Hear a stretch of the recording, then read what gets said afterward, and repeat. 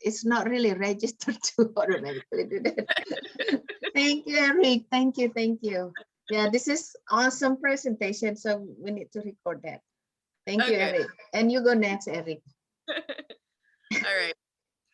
So what is acute pancreatitis continued? So the leading cause of hospitalization amongst gastrointestinal disorders in the US. Again, it's sudden onset, acute, and short term. The severity of the disease varies widely from mild to moderate to severe. And about 80% of patients admitted with pancreatitis usually have mild disease and can be discharged within a few days. And so the anatomy here, we have a nice little picture on the left.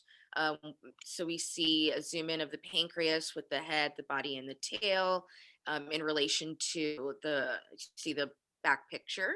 We have the stomach, there's a stomach, spleen, liver, so you guys can see all the anatomy in that picture. And here's another older picture, a little frontal view of the pancreas. And here it shows a lot of good acronyms also for in relation to everything else. Can everyone see that?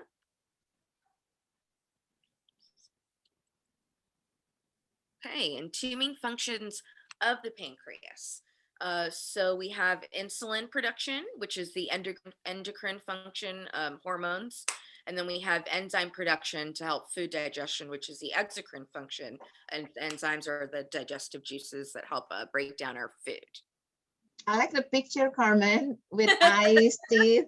Did you add it up? Is that you? Yeah, no, I found it and I referenced it, but I thought it was cute too. Yeah, it is cute. Smiling pancreas. Love it, yeah. Okay, this gets a little wordy, but I can explain it. So the physiological functions of the pancreas, again, we have one, that endocrine, the hormonal function. And so insulin plays an important role in glucose homeostasis. And again, homeostasis is the process through which the body maintains a constant internal environment. And we have insulin's main actions. Basically, it's to help our glucose levels in our body. So to promote the glycolysis and storage of glucose as glycogen into triglycerides in the liver. And then we also, insulin also promotes the uptake of glucose and its storage in the muscle and conversion to the triglycerides that we use for storage in the adipose tissue also. And then we have the exocrine, or the digestive function. The acinar cell is a functional unit of the exocrine pancreas. And that acinar cell, it synthesizes, stores, and secretes our digestive enzymes, such as amylase, lipase, and trypsinogen. Again, the digestive enzymes help break down our food.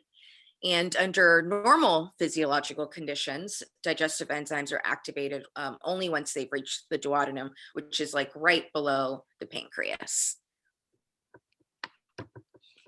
And then we have a few statistics of acute pancreatitis. So about 275,000 hospital stays occur in the US each year and only increasing. Gallstones represent about 35 to 40% of the cases. Alcohol use represents about 30% of the cases, and men are more likely to get pancreatitis than women. African Americans have a higher risk of getting pancreatitis.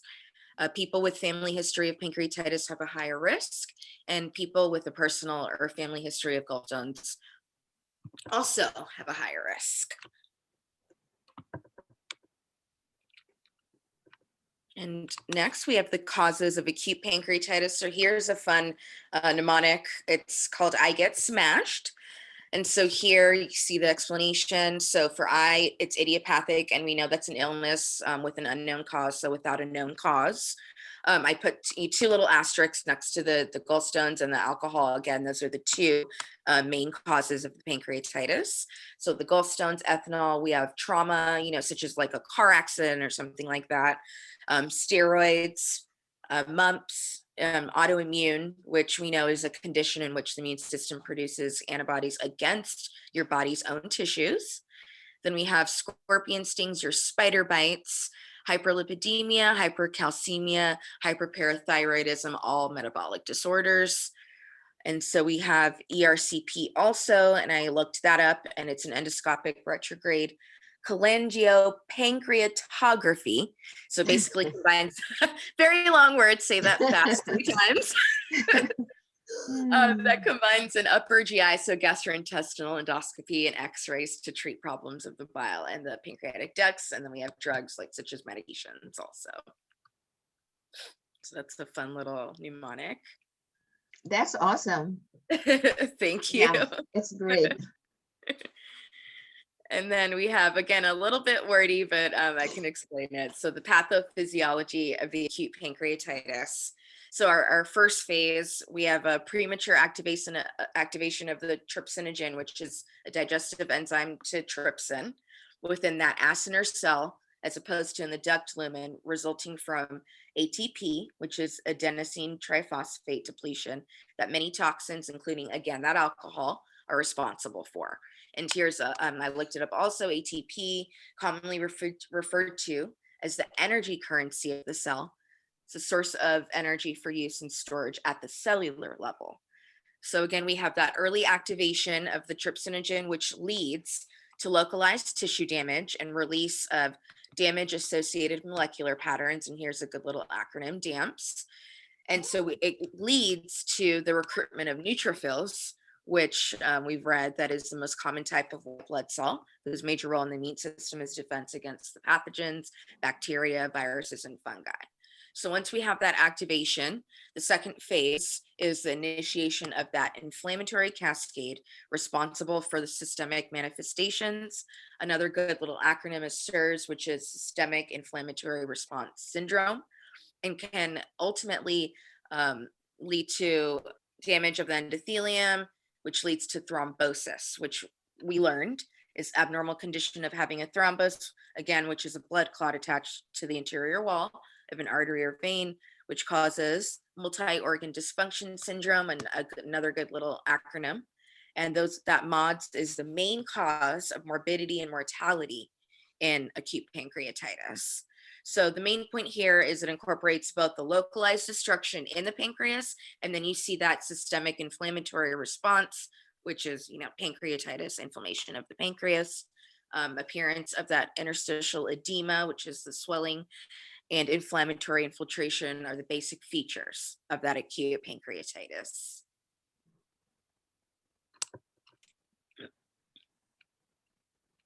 Next. So here are some histological images of the pancreas, so that we have the gross features. So they took that out. Pancreas shows severe necrotizing pancreatitis. So necrotizing, we have some dead tissue here. And at the bottom picture, we see the acini, which is just plural for the acinar cells. And then at the bottom, if you notice in that second picture, it says the islet of Langerhans. So I explain a little bit over here. The pancreatic islet, or the islets of Langerhans, are groups of cells in your pancreas that contain several types of cells, including beta cells, again, that make hormone insulin, that make the insulin in your normal pancreas. And again, those acinar cells, they synthesize, store, and secrete digestive enzymes like that amylase, lipase, and trypsinogen. And then as another note here, alcohol again induces functional alterations of plasma membranes and alters the balance between proteolytic enzymes and protease inhibitors, again triggering that enzyme activation, the autodigestion, and the cell destruction, and possibly that inflammatory cascade. So some body defense mechanisms. So here it's basically characterized by predominantly innate immune response, and often results in that profound systemic immune suppression. And it's characterized by high mortality. It resolves depending on the intensity of the inflammatory process, which is again counteracted by the recruitment of those innate defense mechanisms. And the main symptom of acute pancreatitis is pain in your upper abdomen that may spread to your back. And we have some more signs and symptoms here. So it usually starts with pain that begins slowly or suddenly in your upper abdomen, sometimes spreads to your back, can be mild or severe, and may last for a few days or may last for several days. Other symptoms do include fever, nausea and vomiting, fast heartbeat, which is tachycardia, hypotension, which is low blood pressure, swollen or a tender abdomen also. And some diagnostics that we can do. So defined by the revised Atlanta criteria, which states that acute pancreatitis requires at least 2 of the 3 following criteria. Again, we have those digestive enzymes, the lipase or the amylase levels, which show 3 times the upper limit of normal, and you can test that by doing lab work like amylase or lipase blood tests.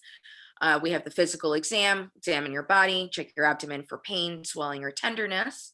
Imaging findings, so a lot of the times they do the CT scan, MRI, ultrasound, or an endoscopy. And then we have, again, those lab tests, including blood work. Sometimes they do EKGs and the patient's own medical history also.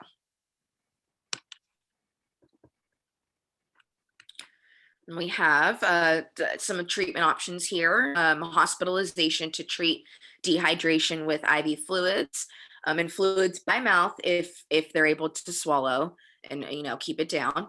We have pain medication. It is extremely painful, so there's pain medication involved, in IV antibiotics sometimes by the mouth if there's an infection in the pancreas. Definitely want a low-fat diet or nutrition by feeding tube, IV, or TPN if you can't eat or should receive feedings by mouth. And TPN is total parenteral nutrition. It's a method of feeding that bypasses the GI tract, where fluids / nutrition are given into the vein and sometimes straight into the heart to provide most of the nutrients that the body needs. We need exercise, and sometimes there's a stent placement for drainage of a pancreatic pseudocyst, and I can get into that in just a little bit. We have abdominocentesis, which is basically the removal of the fluid. They put make a little hole in the abdomen to drain the fluid that's in there from the pancreas, the pseudocyst, or any fluid surrounding like your lungs or anything like that. Sometimes we need dialysis. And then also you definitely want to quit alcohol and smoking. There's also some medications or supplements that patients can take, like pancreatic enzymes that help in digestion, Zenpep, or like Lasix, again, for fluid removal around the lungs if that happens. Again, it's part of that multi-system organ dysfunction. And this is actually a fun little example. This is a personal experience of what I went through about a year ago with my fiance. So I just kind of wrote it down as my experience, and just so you guys can, like, a real life case study. So 33-year-old African-American male with history of alcohol use, presenting with severe abdominal pain, vomiting, sweating, and unable to walk. Upon physical examination, the patient was palpated in the abdomen, found extremely painful, and was given IV pain medication. Later hospitalized for 32 days with IV fluids, IV antibiotics, and TPN, which again is those IV nutrients when food cannot be consumed by mouth. He had, I believe it was injected like straight into his heart. There was like a catheter that went directly to his heart. Patient had liver and kidney failure. Again, it was that multi-organ dysfunction syndrome, MODS. Dialysis in this case was performed. Unfortunately, there was sepsis after that dialysis in the hospital, which is a bacterial infection, and it like the toxins in your blood like start attacking your own tissues. So in that case, a stronger course of IV antibiotics were administered. He was referred to gastroenterology specialists. He did have a team of about 8 to 10 doctors, including his PCP, a gastroenterologist, a pancreatic surgeon, a nutritionist, again, for that low fat diet, making sure he's eating the correct things, a cardiologist, because it did affect his heart, a pulmonologist, it did affect his lungs, internal medicine specialist, and a hospitalist, kind of just to manage everything going on in the ICU when he was in the ICU. An endoscopy was performed along with MRI and a CT scan. There was a CT scan and that endoscopy was done. They found a pancreatic pseudocyst, which required a stent in the pancreas to drain necrotic or dead tissue and pancreatic fluid. Patient did quit drinking, changed lifestyle with healthy eating, fish, fruits, and vegetables, and plenty of exercise. Also taking pancreatic enzymes to help with food digestion. Some patients can develop into diabetes mellitus, but fortunately, this patient was borderline. Checking glucose levels 3 times per day and reducing sugar intake. Fortunately, still alive and gets routine gastroenterology rechecks and CT scans every 3 to 6 months. So with my fiance, I actually did play nurse. We did have a home health nurse come over and help us, but fortunately, I was able to learn how to do that TPN, and so I basically just had to administer his food through the catheter. He had a catheter. There was some other medication I had to give through his IV. So it was a long, tough process, but as long as you stick with it and follow your doctor's orders, things can work out. So here are a couple of pictures. So he had that pancreatic pseudocyst, which is a cluster of toxoplasmas in a host cell. That CT was performed in the EUS, which is an endoscopic ultrasound, was also performed. He gave me permission. So here on the left, basically see, I was pretty big. I would say like 7 inches, 7 by 5 or something like that, 7 by 5 inches. And here the impression you can see up, it says it's very large pseudocyst. There's also some floating debris. You see here, they did send out the specimen. You see the amylase, and there's a cytology, CBC. So again, lab work, blood work done. They did have to place a stent to drain that. Oh, and we see here patient's heart rhythm. There was mild tachycardia. Again, that fast heartbeat. IV fluids were given. EKGs were done, requested by his hospitalist. Just a lot. And then we see here, give me permission again. So here you see, it's kind of graphic, sorry, but there's a stent here, which is the metal, sometimes plastic tube used to deflate the pseudocyst fluid and the necrotic fluid from the pancreas. So kind of a little gross, but there's a stent there, and you see top left and top right is a fluid coming from that pseudocyst. And then you see here at the bottom, I guess the bottom right is a portion of the duodenum, which again is right under that pseudocyst. So role in assisting the physician, healthcare professional will talk to you about your symptoms and take vitals. If you have a history of health condition or concerns that make you more likely to get pancreatitis, including medications you're taking. And if you have a personal or family medical history of pancreatitis or gallstones. All right, and then lastly, here is the video of a patient with acute pancreatitis, or he had and is managing now.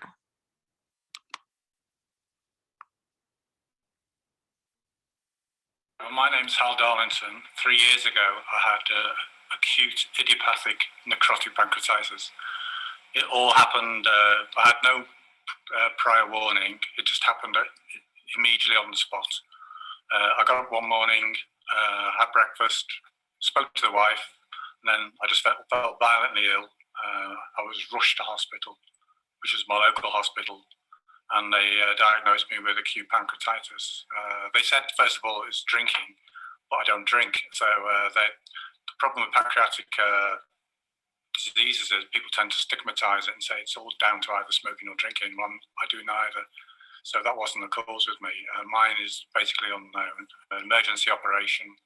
They had to remove 90% of my pancreas as a result of it. And it took me about 7 months to get over it. I spent 14 weeks in the Royal, basically self-treated at home for nearly 5 months. Had my last drain taken out in the June. And then in the August, I managed to climb over for the first time. I used to be a fit and active person beforehand, so I was determined to get back to fitness. So since then, I've come here today to try and find a way of managing my diet and keeping myself healthy. Pancreatitis is such a debilitating disease, and you can become diabetic. And luckily, I'm still not diabetic. I'm just borderline. I find it very informative because lots of people with the same sort of illnesses, and you often get good first-hand information from them. And I control mine through exercise and diet, which is a pain when you go out because you literally have to check everything you eat to make sure it isn't too high in sugar or carbohydrates, because carbohydrates turn to sugar as well, so that can affect you as a diabetic. So basically I have to watch what I eat very carefully, only eat fresh food, tend to eat fish and meat, to try and stay away from the carbohydrates like pastries and bread. So, you know, you just have to manage your diet. Okay, and then we have like a gajillion references here. And thank you for listening, everyone. And that is my presentation.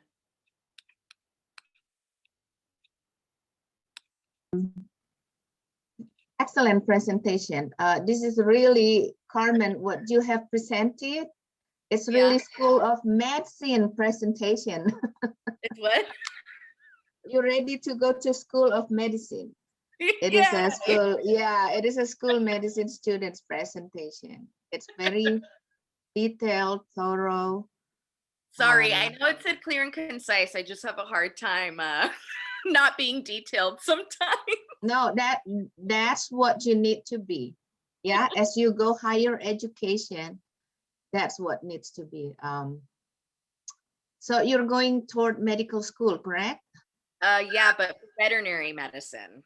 I want to be an animal doctor. But yeah, awesome. Yeah, awesome. GBM. Yeah, very awesome. Thank All you. right, please questions. That's how we dig more, learn more when we ask questions. Go ahead, guys. Questions. Questions. Don't be afraid. Catherine, we like you always start with questions. Okay, thank you, Carmen. That was awesome. Yeah. Yeah, thank you. Indeed awesome. Yeah, learning experience on that. Now, is this a lifetime disease? So sometimes, yes. Once you get it, sometimes it could lead to chronic pancreatitis, which is lifetime, but it can be managed. So again, you have to follow your doctor's orders. So sometimes, yes, it can be a lifetime, and at that point, you just have to make sure you watch your diet and you exercise and you don't drink if you were a drinker. Right. Yeah, you just have to basically manage it. Now, for dialysis, is that a lifetime also for? So no, fortunately, they only did it. Well, in my case, in his case, in our case, they only did it because he had that liver failure, so they had to clean his blood out. Ooh, okay. So fortunately, he only needed it the one time, and after that, he was okay. He developed sepsis after that, but they did clean out the blood and everything. Fortunately, yes, it was only done one time, but just depending on case by case, you may have to get it done more often. Let's say if you're a severe case, dialysis will have to be on that.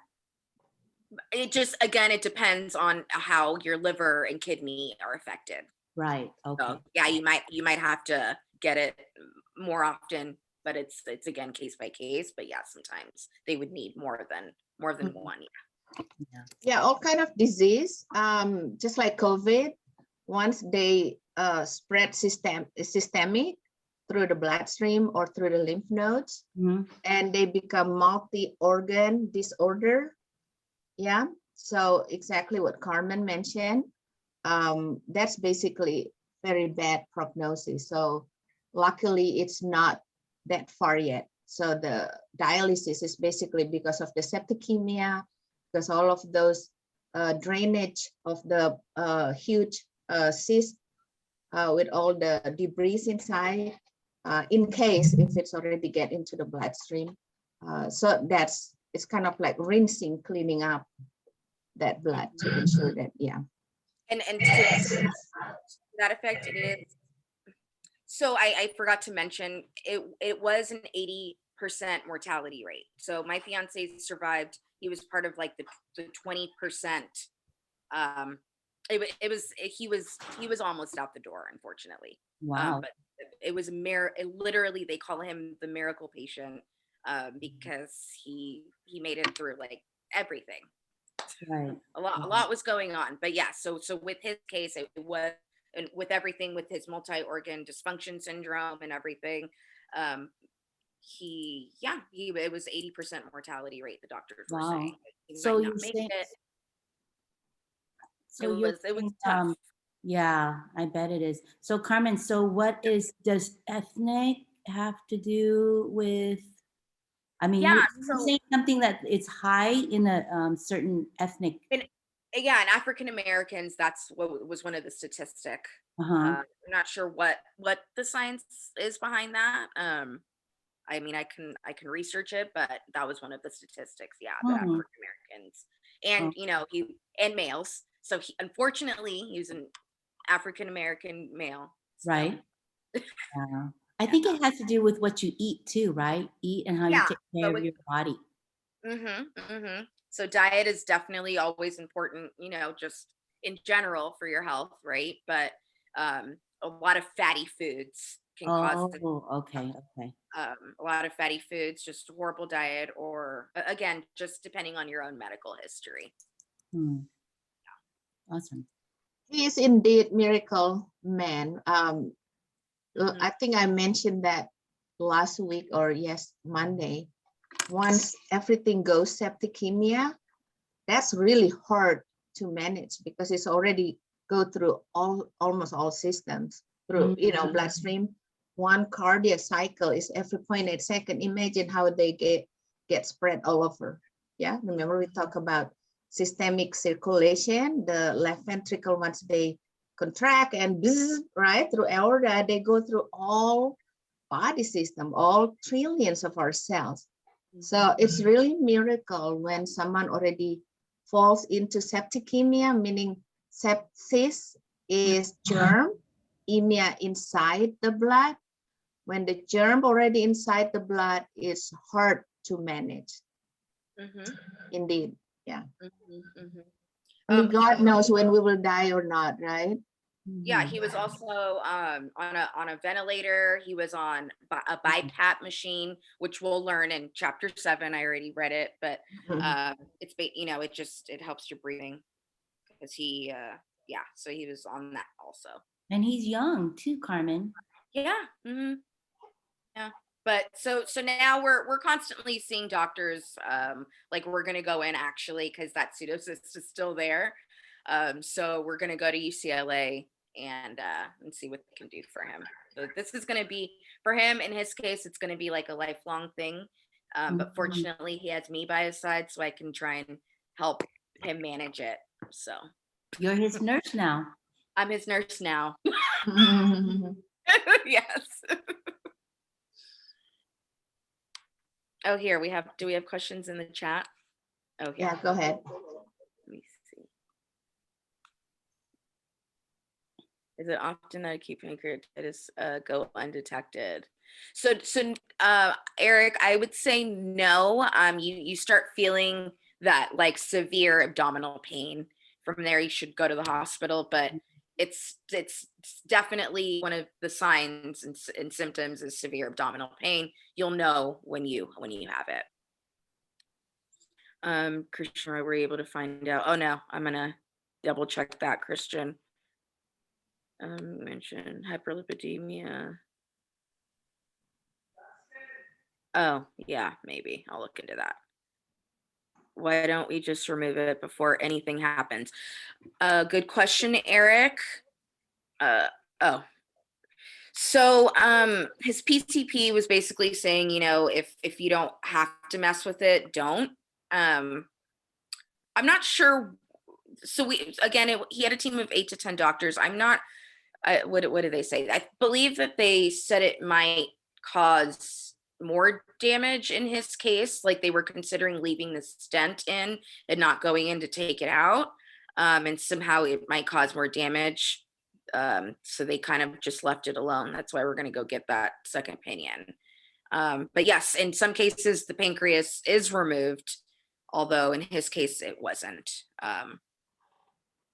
But yeah, sometimes they do take it out, and I guess you can survive without a pancreas. But again, the pancreas, it creates that insulin, right? So if they were to remove it, you'd need, a lot of supplements. You probably need insulin since the pancreas is removed, and you can't, produce that and regulate your sugar intake. So, yeah. It's a great question. If we compare with that other patient in YouTube, right? Looking at his age. So Carmen's fiance is still young, and anything that we can preserve, if it's possible, we don't want to throw them. Yeah. Imagine we have 100 million car or organs, right? That's very expensive. Nobody can make that organs. So as much as we can to preserve them. So that's the concept of the body. Whenever we have some toxin, the liver will take over all of the toxins and they recycle it, right? They don't throw the whole thing. They recycle it, and then they can reuse things that they recycle, and they dispose the things that cannot be reused. So that's how awesome our body system works. Good. Great question. I think there's more questions, Carmen. I just have to try and look up about the African American and why it might be a higher rate. But I think Yeah, talking about statistical figures, as I was learning in took my master public health Loma Linda, we did talk about that, and we were amazed and kind of wonder, why is it Asian people always low, right? But and then if you go deep and look at the cultural behavior or attitude of Asians, Asian doesn't like to admit that they have disease. Yeah, it's for them, it's like a stigma. If you remember the shooting VTech, it's an Asian, right? From China, I believe. And the parents did not disclose to anybody that the son has been having mental problem when they were not in US yet. So that's kind of cultural based. So and we know that's phenomenon, iceberg phenomenon, right? So whatever that shows, sometimes it's not really representing what's the real number, and nobody will ever know because it also relates with the behavior. Another thing, Asian people, they go to hospital when they're really die, almost die. Some culture, when I think Japanese culture is really good. Whenever they get a small problem, they seek treatment right away. Yeah, so if you could see their statistical figures numbers, it looks good. So many predisposing factors that nobody knows 100% why is it that number, but still we need that numbers based on the ethnicity. I think it's just for the other reason of public health professional analysis and also intervention. So, but the bottom line is sometimes it's not really what it represents. But it's different when we're talking about congenital disease, hereditary disease, or genetic. Like there's another genetic disease like Tay-Sachs, right? It's specific for the Jewish people, things like that. That's a different story. All right. Okay, good. Oh, and here I found it on PubMed. I can give you guys the link, but here, among men, established risk factors, so mainly cigarette smoking and diabetes, explain most of the entire Black-white disparity. So basically, yeah, again, it's the risk factors, increased body mass index, I guess here, notably moderate heavy alcohol consumption and elevated body mass index. So Christian, to answer your question, that might be why, again, like Mrs. Julie was saying, so some other risk factors, we might not know exactly why, but there's some insight.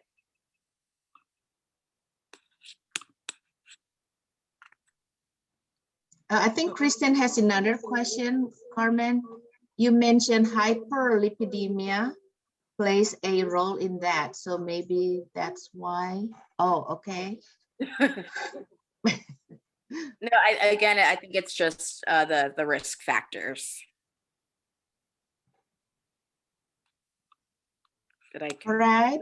Sylvia, you haven't asked questions.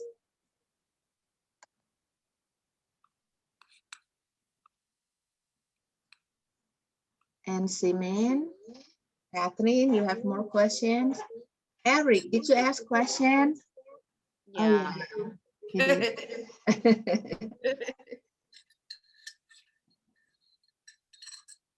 Well, while waiting for the rest, I'm just curious about toxoplasma. Yeah. It's found cluster of them. So can you elaborate more about that? Oh, for in the pseudocyst? Yes. Yeah, so in the pseudocyst, it just I guess all that dead tissue just accumulated.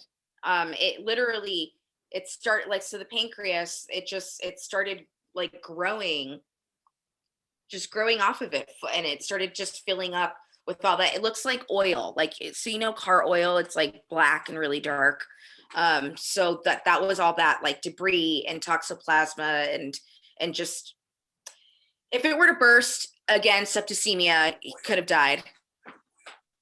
And it's basically, yeah, like a boil on the side. I don't know how else to explain it. It's just really bad if it were to like burst in there. He basically would have like died.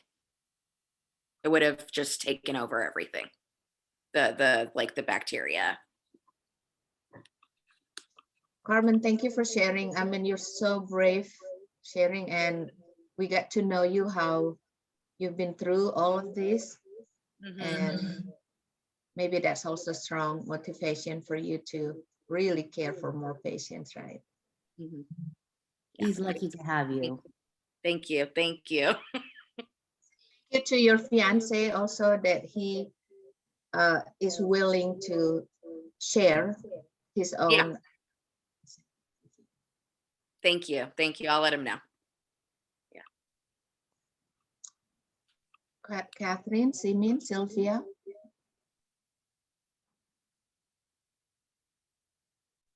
Sorry, I had a crying baby. But as far as the pancreatitis, well, it's kind of like personal as well. Well, not that much, but my father has been drinking for a very long time and has not gotten like anything of that.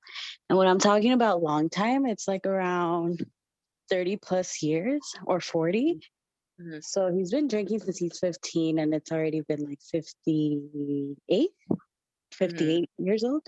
So I'm wondering, like, is it always alcohol that like triggers it? Or I know you said drugs, but yeah, so no, those are the main causes, and not all drinkers, they can develop other things. Not all of them will develop acute pancreatitis.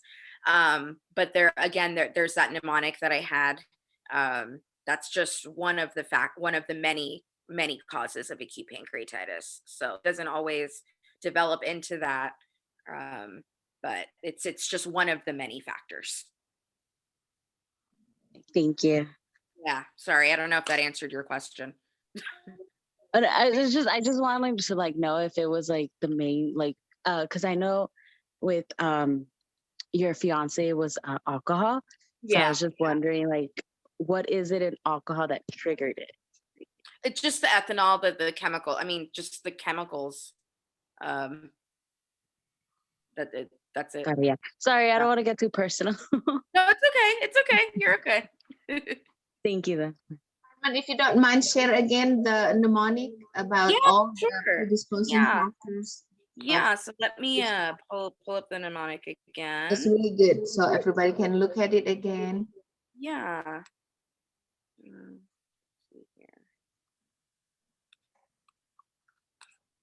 Sorry, I'll get used to this share screen thing. So I pulled that up. Give me one moment here.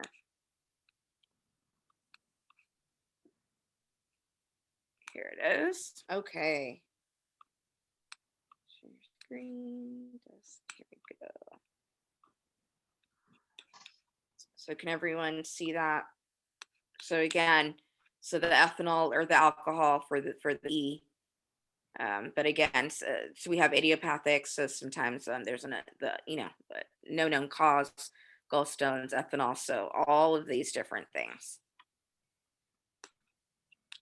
And sometimes, yeah, different medications you're on can trigger it too. That's what I meant by the drugs. And that's interesting, that spider bites. I mean, I've had quite a few in my life. So that I thought that one was the scorpion stings. We don't really have scorpions here, but I just thought it was interesting about the spider bites too.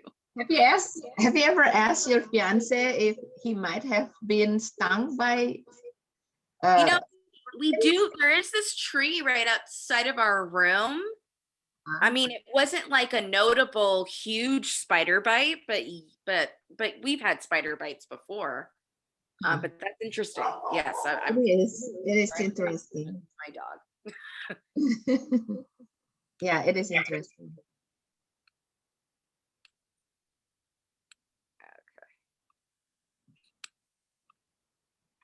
All right. Are we good? Any more questions? All right, really awesome. Thank you, Carmen. Thank you so much. Yeah. Okay, it's 9:54. Can we squeeze one more? Or do you want to take a break and then we can continue? Probably it's going to be a long discussion too. Eric, I believe you have finished also. Correct, Eric? I think Eric has Alzheimer's, right? Hola, Eric. Are you there? Okay, awesome. Yeah. All right, so what do you guys think? Want to take a quick, maybe just 15 minutes or 10 minutes? Because when we take 20 minutes, end up we need more time. Okay, Simin said take a break. All right, let's take a break. 10, 15, what do you guys think? I mean, it's all you guys. 10, okay, let's take a 10 minutes. It's 9:55, so come back at 10:05. All right, awesome. See you soon. Bye, guys.